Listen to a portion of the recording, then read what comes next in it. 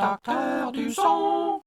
Dans cette série de vidéos, nous allons aborder les traitements dynamiques qui regroupent les compresseurs, limiteurs, expandeurs, gates.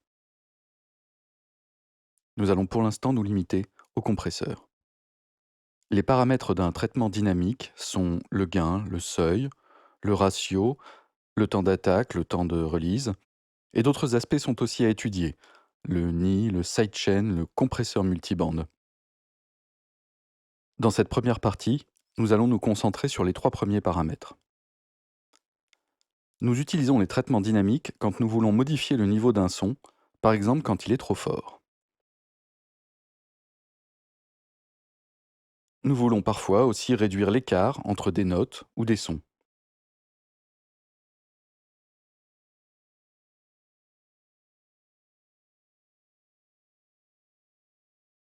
Nous pouvons avoir besoin de réduire l'attaque d'un son sans atténuer le reste du son.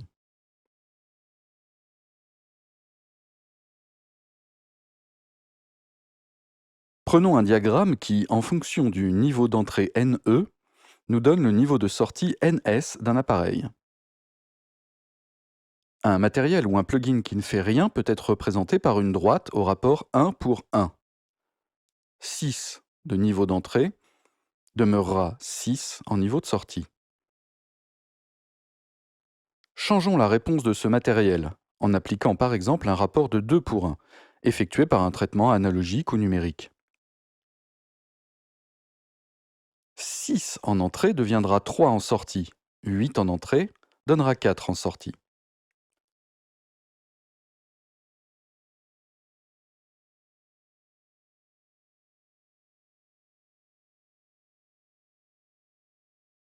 L'écart entre les deux niveaux sera diminué de moitié.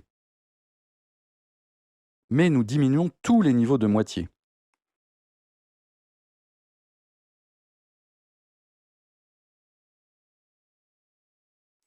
Dans le cas de plusieurs notes, les niveaux seront diminués et l'écart entre les notes sera réduit.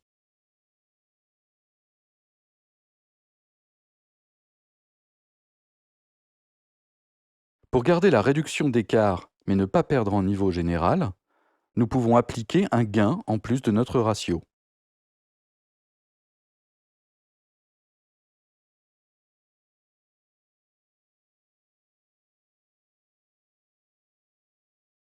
Un niveau de 6 donnera un niveau de 8 en sortie, un niveau de 10 restera dans notre exemple inchangé.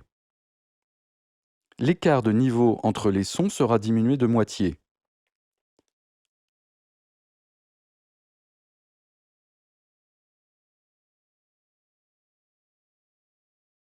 Dans ce cas, les notes seront en partie égalisées et le niveau maximum ne sera pas modifié.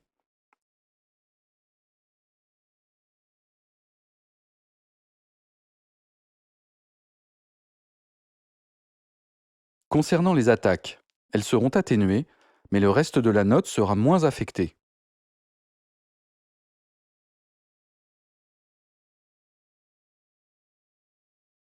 Nous allons néanmoins rencontrer un problème de bruit de fond. L'écart entre celui-ci et le signal va être réduit, comme tous les écarts de notre enregistrement. Il va devenir beaucoup plus audible. Pour éviter cela, nous n'allons enclencher la compression qu'à partir d'un certain niveau. En dessous de ce seuil, ou threshold, nous passerons le signal en 1 pour 1 et sans gain.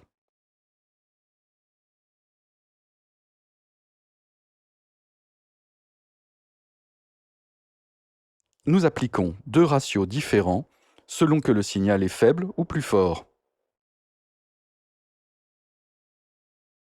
Dans la prochaine partie, nous allons mettre en pratique ces trois premiers paramètres que sont le ratio, le gain et le seuil.